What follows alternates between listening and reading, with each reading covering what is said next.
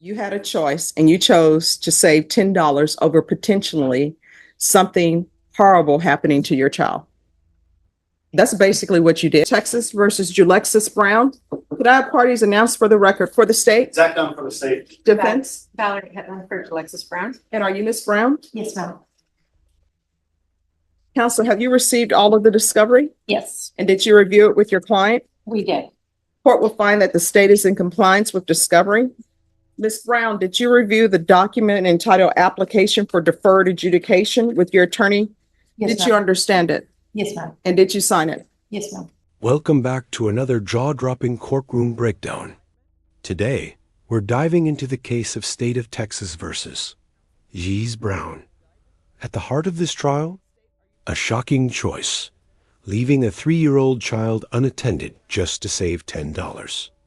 This one's filled with tension, contradictions, and moral questions. Stay tuned, because the judge doesn't hold back.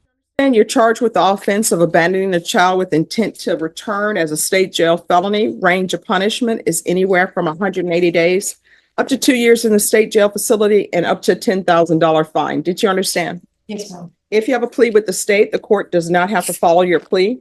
If for any reason the court doesn't follow your plea and gives you more than you bargained for, the fact that you entered a plea will not be used against you and you will be allowed to withdraw your plea. Did you understand? Yes, ma'am. Did you understand you have a right to jury trial, a right for you or your attorney to cross-examine and confront any witnesses the state would call and the right to remain silent? Yes, ma'am. Did you understand by entering this plea, you were giving up those rights? Yes, ma'am. And did you intend to give up those rights and enter into a plea in this case? Yes, ma'am. Did you understand if the court were to grant your application for deferred adjudication, if for any reason your deferred adjudication were revoked, the court could find you guilty and sentence you up to 2 years in the state jail facility and up to a $10,000 fine? Yes, ma'am. Counsel, has your client been able to provide you with any defenses? She has. Do you believe she has a rational as well as a factual understanding of the charges against her? I do. Do you believe she's currently competent and was legally sane at the time of the offense? Yeah. Ms. Brown, has anyone threatened you, coerced you, or placed you in fear to get you to enter this plea? No, ma'am. Anyone promised you anything other than the plea? No, ma'am. Are you satisfied with the way you've been represented? Yes, ma'am. Are you a U.S. citizen? Yes. Court will find that defendant has knowingly and voluntarily waived her right to jury trial. Ms. Brown, did you review the plea bargain page with your attorney? Did you understand it? Yes, ma'am. According to the plea, state recommends deferred adjudication and you're to follow any and all CPS directives. Did you understand that to be the plea? Yes, ma'am. Defense, is that the plea? Yes. State, is that the plea? Yes, Your Honor. All right. So with regards to following any and all CPS directives, as someone who's practiced. Here's an important twist: the judge steps in on the wording around CPS compliance. Why? Because even a single word in these agreements can change the level of control CPS has. The defense pushes back, and the record is clarified. This shows how technical courtroom battles protect defendants' rights, even in emotionally charged cases. It didn't go to family base and it was closed, Okay. so it shouldn't be a problem. And I'm just asking if they put CPS compliance, because if you have a CPS attorney or they become involved in this case on that side, they may want you to do specific things or have objections to specific things. You're welcome. Judge, I had to move the stanchion up, so I'm not as thin as I used to be. All right. And then, so there's to be CPS compliance if applicable. Did you understand that to be the plea? Yes, ma'am. Defense, is that the plea? Yes. State, is that the plea? Yes, Your Honor. Did you review the waiver of appeal paragraph with your attorney? Did you understand it and sign it in both places? Yes, ma'am. Did you understand by signing that you're waiving your right to appeal? The only items that can be appealed are written pretrial motions that have been filed, heard, and ruled upon by the court. Did you understand? Yes, ma'am. Counsel, are there any such motions? No, Judge. Outside the agreement, the state is recommending that your deferred adjudication be for a term of 2 years. Did you understand that's a recommendation from the state and the court does not have to follow that recommendation? Yes, ma'am. Then to the offense as charged, how do you plead? Guilty, not guilty, or no contest? No contest. State, any evidence? Yes, Your Honor. State offer states 1 and attachments. No objection. All right, state, you may be excused. Thank you, Judge. Did you review the document entitled Waiver and Consent to Stipulation of testimony and stipulations with your attorney? Brown pleads no contest, which isn't quite the same as guilty. It's essentially saying, I won't fight this. For the court, it's treated almost like guilt, but for the defendant, it avoids admitting direct wrongdoing. This plea often comes into play when emotions, reputations, or possible civil fallout are on the line. Testimony, did you understand? Yes, sir. Court will find that defendant has knowingly and voluntarily waived and consented to stipulation of testimony and stipulations. Court will accept into evidence states exhibits 1 and attachments, and the court will review the same. All right, after reviewing states exhibits 1 and attachments, the court will find there is sufficient evidence to find you guilty.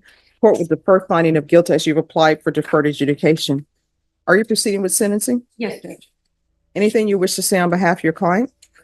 Just, Judge, she regrets, she understands what she did was wrong. There's no minimizing what happened. She was going to the store to get diapers. It was late at night, right before they were going to close. There's some disputes among the times in the report on how long she was gone. She did have a nanny cam there, not. The defense tries to soften the narrative. A quick store run, a nanny cam, and conflicting timelines. But here's the kicker: the child was still left alone. Judges don't like excuses wrapped in justifications. And the detail about the father calling police? That adds a messy layer of custody conflict, fueling this courtroom drama. He had called the police, Judge, so she's not here to make any excuse for what happened, and definitely knows better. How old was your child when you left? She was 3. Okay, so you left a 3-year-old by themselves at night. And the guy that you're living with, what is his relationship to you? He's basically just my boyfriend right now. He's your boyfriend. Fiance, but So your fiance boyfriend, according to the stipulations, you left to go get diapers? she was on her last diaper. No, I need to say yes or no. Yes. All right, so you go to get diapers and your boyfriend, Adam Hernandez, does he love you? Yes, ma'am. Does he love your child? Yes. Then why does it take 2 people to go get diapers and leave a 3-year-old unattended?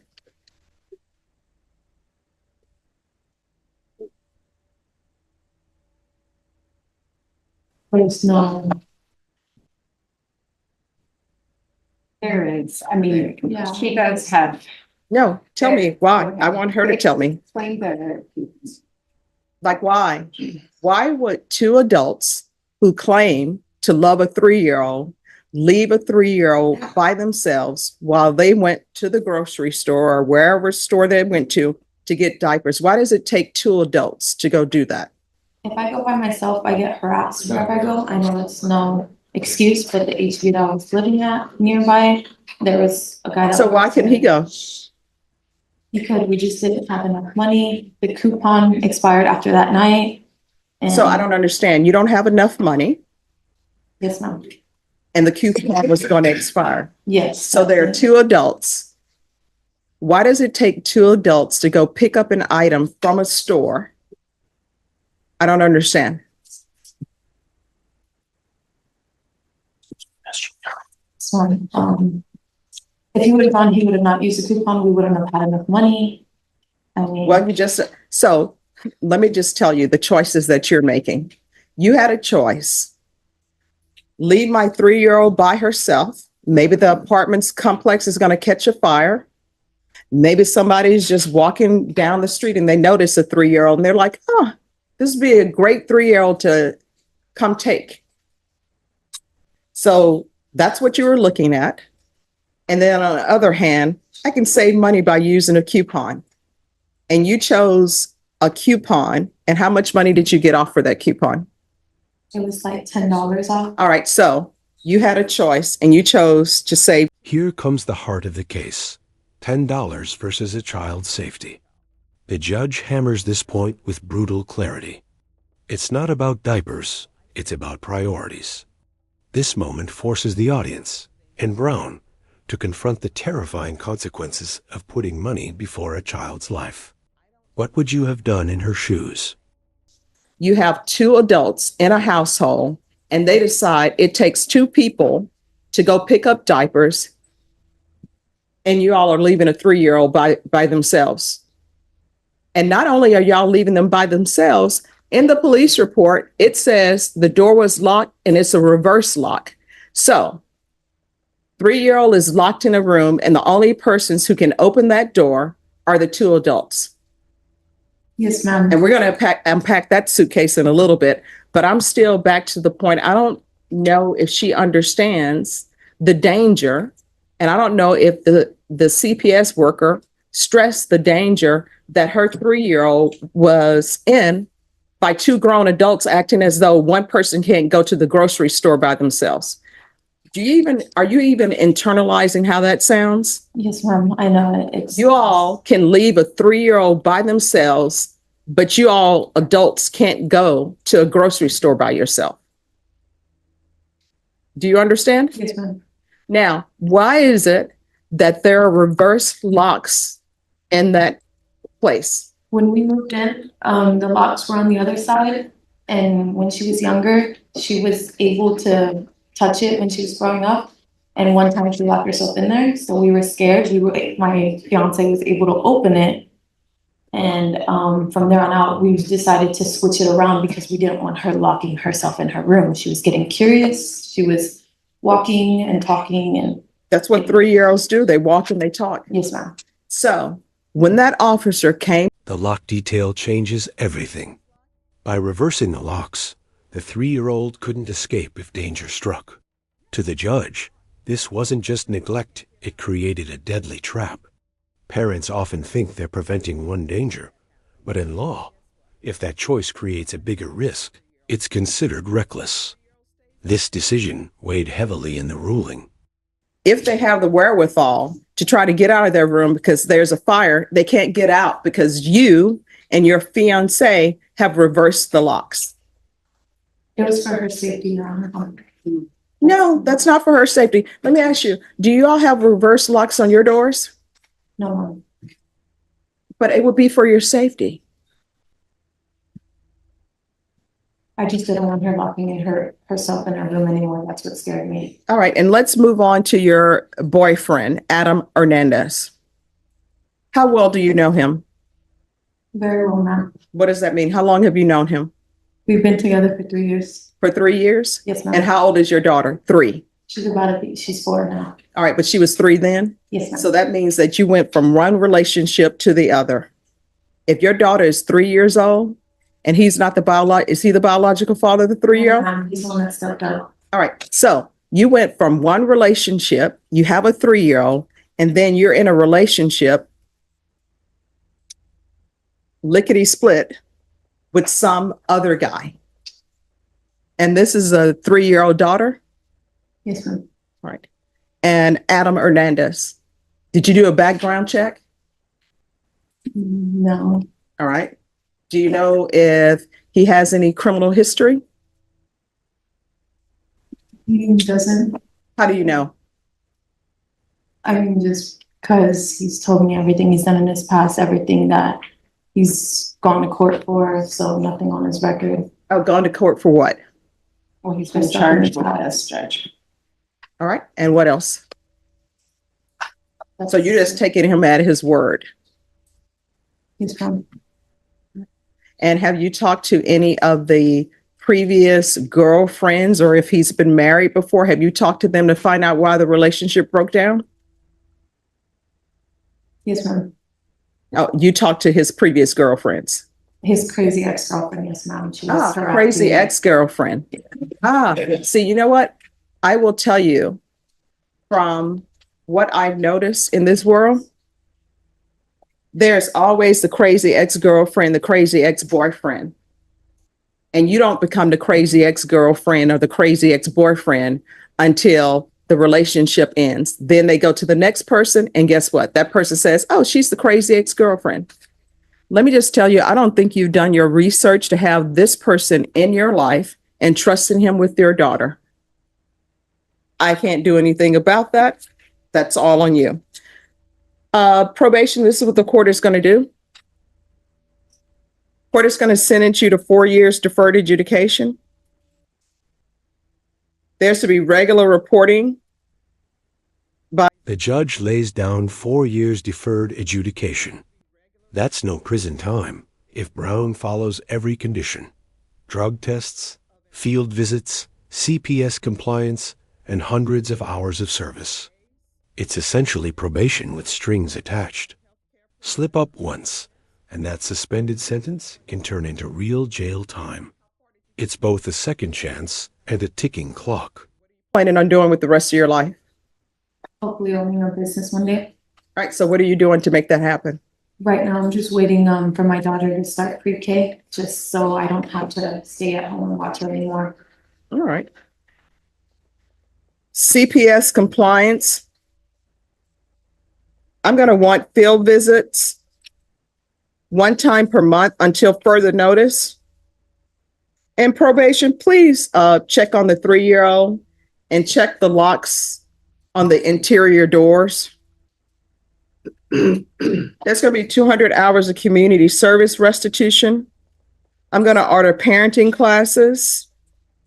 Once parenting classes are completed, 100 hours will be waived. The remaining 100 hours will be waived if you obtain some higher level of education or if you're in trade school.